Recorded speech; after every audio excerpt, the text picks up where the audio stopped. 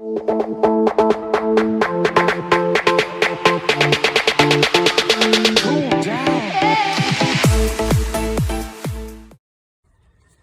so I did a video for one of my followers on TikTok who asked about performance modifications that are in this bike to get it to run the way it does. So we are pushing 25 horsepower from my Honda msx125, well, it was a 125, it's now a 181.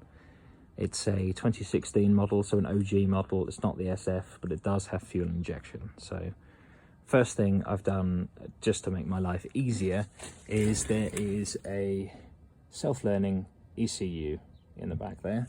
So anything I do to the bike, it will every 45 minutes or so run a diagnostic through the sensors that are in the engine and in the intake for the air, and it will, based on what information it's got, it will calculate the best fuel table for performance. So for example, this is useful if you're doing what I'm doing, you're modifying the bike. You just give it a ride and it will tune itself. You don't have to keep getting it tuned every time you change something. This bike's had 3 different exhausts on it on its lifetime. So things like that are nice and easy. You can change them and the computer does the work for you. It was an expensive computer, mind you, so you know, you do have to take the bike there, but people say buy once, cry once, and in that instance, yeah, I'd agree with that. So first thing, computer, so I can do whatever I like and it will do all the maths and things for me, which is lovely. Second thing is more air in, so I've gone for it's a cone filter. It's a high flow K&N cone filter that's on there. I did have to custom make this piece. There are companies like Dinger Built, for example, and Chimera, they make a pipe very similar that works and does exactly the same thing. You just need somewhere for a breather hose. I think that goes down to the engine. Yeah, so this breather hose is all one piece that goes to the engine case, and on the back side of this is the O2 sensor that the computer uses.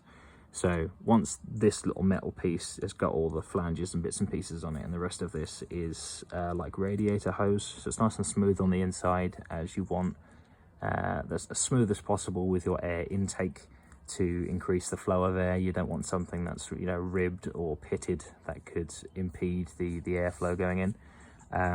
I made a custom splash guard for this. They do make splash guards for cone filters, but not one of this size. So I got an old bottle of soap out, a 1 litre bottle, cut the top off, drilled some holes around it for, you know, sucking air in. It also sucks in considerable air through the back. The panel that goes on the top of this does have mesh there for this exact reason. It can draw air through the mesh, so it's really, really good airflow. And it was a 45-minute job and it cost me nothing to put this on there. So this has been drilled through. There's a lock nut all the way through the cone filter that goes up to the top and seals that as well. Before, when I was driving in the rain, it was sucking water in, and then I wasn't getting the fuel burnt, and I was really bogging down trying to drive the bike. The only time I do get issues with this is when it's misty, so it's such a fine water that's in the air that can bog the bike out. It doesn't always, but it can annoy it, so you know, just to be aware of that. I haven't got any ideas on exactly how to fix that yet, but that's the air system covered. The other thing, obviously more air in, you need more air out. So I've gone for a completely custom exhaust that I put together. The muffler is something that I bought. This is an IX race muffler. I bought it because it was fit behind my luggage. So as you can see, I did have to stick a couple of bits and pieces there to move this mounting bracket back, as it normally sits just where this luggage frame is, and I wanted it to sit closer into the bike. If you have a look at the alignment, there's nothing sort of underneath the exhaust that's ever going to reach it to touch it, so that it's not in the wheel space, it's out of the way.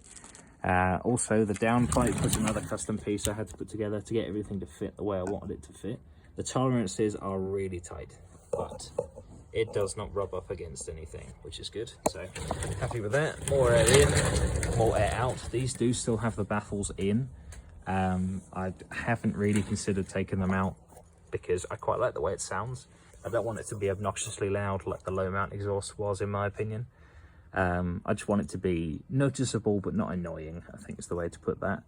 So that is the exhaust that goes in there. So air in, air out. If you do both those things to your bike, you will need to tune it. So again, with the self-learning computer, I can just put everything in and it does it for me. But on any other bike, if you change the air on its own, you won't need to do anything. Change the exhaust on its own, you won't need to do anything. If you change both, the bike's not going to run right. There's not going to be enough fuel in the mixture. It's going to be high flow with your air going in and going out, and not enough fuel, you know, in the middle to give you the power that you're losing.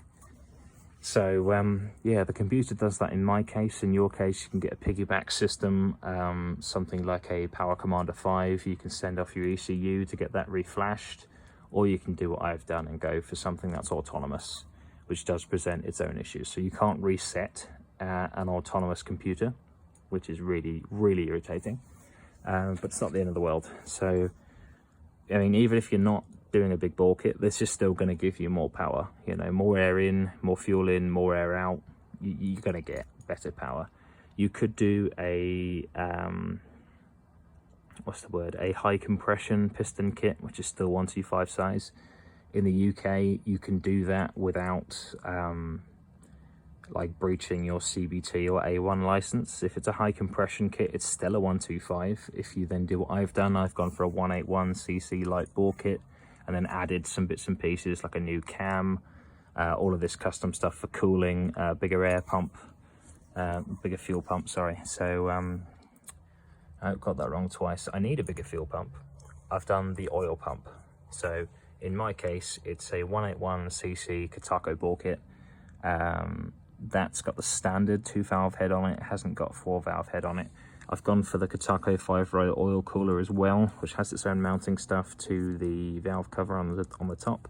It does come with a different valve cover for the bottom, but that seems to be, by feel, chock full of mud, so that'll have to be cleaned. This is a custom Katako, what they call the special clutch cover, as it gets rid of the centrifugal oil spinner that comes in the older models of Grom. It's only the new SP model Grom that doesn't have an oil spinner. It has a cartridge filter, as obviously this particular setup got really, really popular because, one, it gives you a sight glass. Two, it gets rid of the oil spinner, so you're saving weight inside the engine, rotating mass. You're taking about 2 pounds of steel out of it. It gives you this cartridge filter system, so undo these, take the filter out, put a new one in. So much easier than disassembling the entire clutch side of the bike when you want to do an oil change. And it does give you the option to do what I've done here. So this particular cover comes with the ability to pump oil straight from the, I've got a super oil pump behind here. It's a Takigawa super oil pump. So that pumps oil all the way into the cooler and then back out again to try and lower the engine temperature. So that's going to be important if you're running a big bore kit. Anything I want to say above a 143 bore kit, you're going to need to think about engine cooling if you're using the bike for anything more than sort of around the town commuting. If you're doing long distance commuting or you're traveling on it, you're going to need to keep that engine cool. So, you know, the air cooled engine's great, but the oil cooled engine's better. So, you know, you've got high flow in, high flow out, more fuel, more compression, obviously with the big bore kit. All of that produces more heat, so you've got a way to cool it down. In terms of starting the bike and getting it running properly, you need a good spark. So for me, I've gone with the hyper ignition coil. I think it's a Takigawa hyper ignition coil. Give me the best spark possible. I've gone again with a standard plug, as I did try and change the plug to one that was going to run slightly cooler, because obviously the engine runs hot as it is. And I ended up blowing up the electrode and being stuck on the side of the road. So that was another popular video on my TikTok page, but didn't want to do that again. So I decided to go for the standard plug and then the hyper ignition coil. This does also have a heavy duty starter motor. So the problem with a new piston is always going to be the piston rings need time to bed in. So there's a lot more internal friction before everything, you know, you're thinking thousands of a millimeter is being almost rubbed off. So the inside of where the piston is moving inside the sleeve, the piston rings seal the piston up against this. They're sprung, so they spring up against the outside wall, and they are going to need a good, in my case it was about 500 to, I mean, I've just done over 1,000 miles with this big ball kit in, and it now runs better. The standard starter motor does not have enough in it to push a larger piston with that extra friction, you know, up and down on the compression stroke. So what you end up with is you need to either manually turn the engine off the compression stroke before starting it, or you need to put a bigger starter motor in, something with a bit more go in it. And with that presents its other problems, is the battery does not have enough cranking amps to turn over the new starter motor and the bigger piston. With all of that extra friction becomes this extra resistance that the battery has to try and overcome, and that can be a massive problem. So I did have a battery in here, an expensive lithium battery that I literally destroyed in the first time trying to turn it on, because I did not realize the internal friction was going to cause that amount of resistance in the battery. So the battery is going to heat up, it's going to struggle as you are trying to make it do something that it does not have the capacity to do. So it's like if you, for example, tried to, you know, just go ahead and if you could have the ability to push a car, say 2 meters, and then someone says, oh, from now on, I want you to push a lorry, you're going to struggle, right? Without giving that person more strength, more give, more push, they're not going to be able to do it. So, you know, or at least if they do manage, they're going to struggle and possibly hurt themselves. The same occurs with the battery. You are going to damage it if you're not using a battery with enough cranking amps to push that piston and to get things going. So it does present those issues. It's always, if you buy something, an upgraded part, it will always run better with a part designed to run with what you've changed it to. So the standard stuff that's in the bike is designed to run the standard OEM parts. If you start changing parts, the things that make those parts run, you need to change those as well. So if you put a bigger piston in, you're going to need a better starter motor. So I just bought a heavy duty one. You're going to need better spark, and you're going to need more cranking amps. So all of that stuff comes as a package. It's not just, oh, I've got a bigger piston, it's going to work. It won't. You have to do the other stuff. Even if miraculously you can get the standard starter motor to work, I'd be concerned that you haven't clocked your piston rings properly and there's not a proper seal. You'll notice that because you'll have a little bit of oil come past the piston rings and into the combustion chamber. That will burn, it will smoke out of the back of your exhaust, and you'll smell it. You'll know. So when I say clocking your piston rings, the piston rings, they're a ring that doesn't completely seal. It's got a gap in it to give it the springiness. So when you put them over the piston and you've got, say, 2 or 3 rings that have got gaps, you don't want the gaps to line up. You want to stagger the rings by turning them so that the seals, so to say a broken seal in the top one would be covered by the one underneath, and then the same with the one underneath that. So clocking the rings is important. If they were all lined up so the splits in them are in the same place, then oil would make its way through that gap into the combustion chamber. So you want to make sure the rings are properly turned to seal them off. So that's very important if you are putting an engine together. This is the first engine I've rebuilt, like, to this extent. I've repaired engines, but I've never rebuilt one until this bike. So a lot to learn there. I took about 2 years of volunteering at a motorcycle shop and, you know, getting all the knowledge I can to get the confidence to build this bike.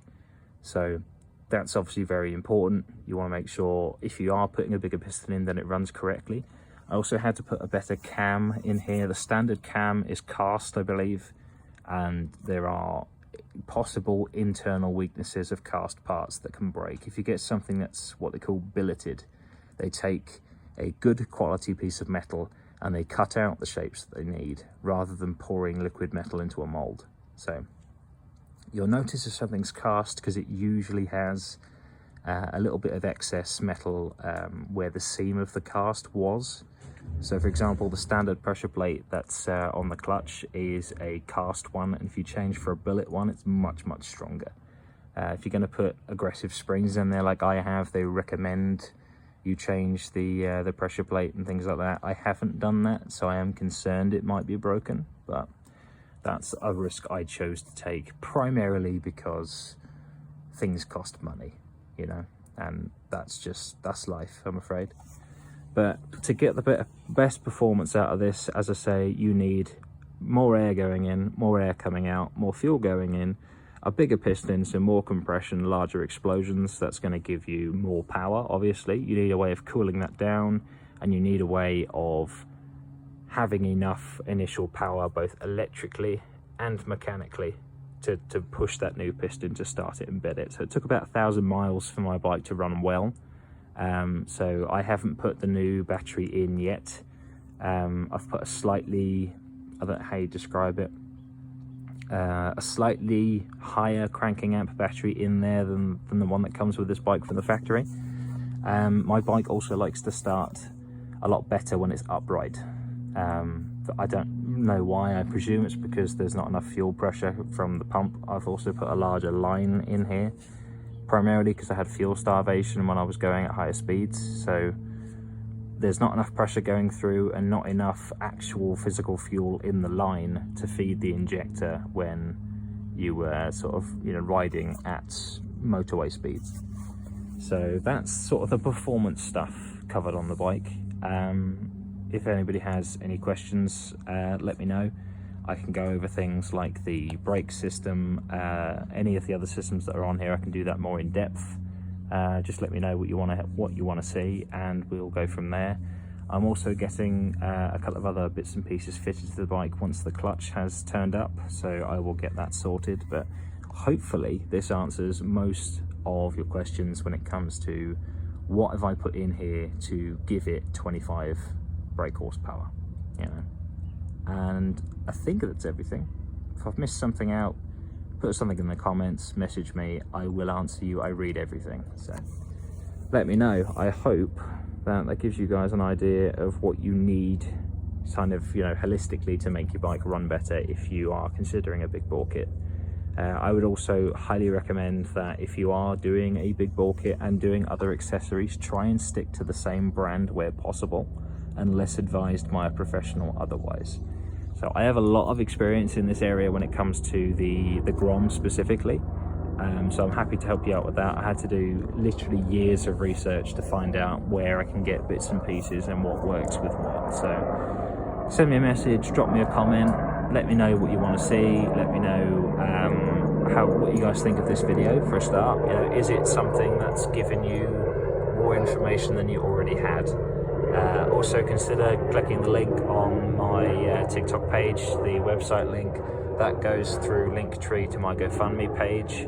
It's got my my story on there, how I ended up in this situation in the first place, covers my accident in a bit more detail, a bit more about me, how I, you know, can drive this bike, the reason I built the bike, and also an opportunity to support Pro9 Adventures, to support what I do, so I can take this bike to what I want to travel to as many countries as possible, and I'd like to do it on a bike that I've built. So any support is like so massively appreciated. Even if you just go there and read my story, I'd really appreciate it. So let me know in the comments if you want to know anything else about the bike, and I will leave it there.